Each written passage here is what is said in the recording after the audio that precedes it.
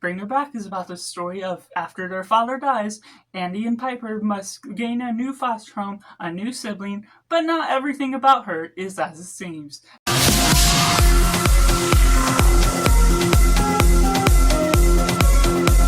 Hello and welcome to Cinema, where we focus on the film. I'm Josh, this is Simply Cinema. Let me know down in the comments below what you thought of Brjng Her Back. Was it good, was it bad, or somewhere right in the middle? Or if you're waiting for this review to decide if you're going to see it or not. And taking it right in a positive, Brjng Her Back is directed by RackaRacka, the two directors that have also done Talk to Me, that really brings in this great ambiance to this horror film as a whole, carries on the treads and great cinematography that really bleeds into the camera work and the narrative as a whole. What we get out of Sally Hawkins and also these other characters that are supporting the role just do a fine job at really performing, especially when they are given a certain amount of range to the film. There's a secluded area that's in the environment of the setting that builds upon some of the tension that goes about some great work into the practical, the makeup effects, the blood effects, everything that makes things gory or more distinct within the nature of making it horrific. It makes you uncomfortable, irritable, and the consummation of all the content that is provided on screen is just something that bleeds out some horrific scenes that just really brings a chill down your spine. The management of all the plots, the technicalities of the values in the themes, it goes into the themes of grief and how far some people will go when consumed by grief. So the nature of all that and the mystery behind all the different things that are going about behind the scenes, behind what this one foster parent is leading them into, just goes into this absorption of the plot that offers so many unique surprises that I wasn't expecting, despite giving my own guesses throughout. And what we get out of the two siblings that lead on from this film, it becomes interesting, the conflict of interest that gains the trust of certain aspects. What we get out of Sally Hawkins as the mother just does something so big and visceral to the extremities of this film as a whole, leading into some great graphic effects throughout the film that the Philippou brothers are just really great at absorbing the plots, at absorbing all the horror skills, scares, and what ultimately makes this more horrific and chilling as a whole. That leads into great moments, and while you're stuck in the film, chilled as a whole, after the film, it leads into great thought-provoking mannerisms to where you're taking this film, the thoughts that are going on within the themes, and the ultimate payoff that takes this film to another level. Which takes me into the mix element. There will be decisions made by characters and choices here and there that will be questionable, or things that ultimately, even if it's not objectively a flaw to what the nature of film brings out,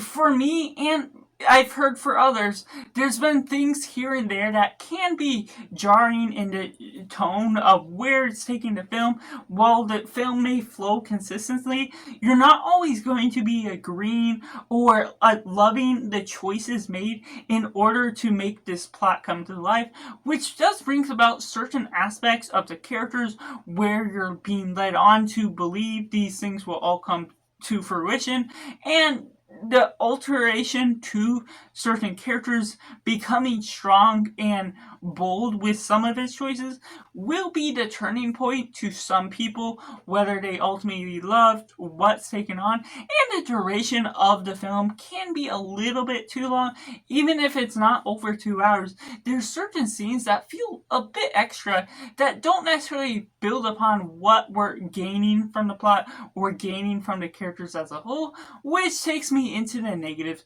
There's aspects of the film that feel extra for the sake of being extra, alterations to certain aspects of the blood effects or the chewing on a table or chewing on these different things that create some irritations within my ears. The way you're getting all these different alterations to the sound, the build up to certain things that of course build on the sake of being uncomfortable, being chilled out by this film, but some of that can be feeling like it's a bit too much. Well, you're making sense of where the main character is leading on, the defense of the protagonist of the story and the villain of the story. There's certain aspects that you're just not all in tune with, the alterations to that, to which, yes, there's a good visceral experience to it, that will work very well for some, but for me personally, there's some things about that just took me out of the film, took me out of the experience that was a flow through in the plot as a whole, that just goes about these weird mannerisms to the nature of what you're taking out of it, which gives some questionable motives to certain moments at the way they're flowing about, certain decisions where I'm not always fully on board with what the directors and writers are all choosing to do with the plot, which can create some alterations of my decisions, of my feelings for what we're taking out of the film, certain characters where it starts with one sense of the belonging, but then leads into certain things that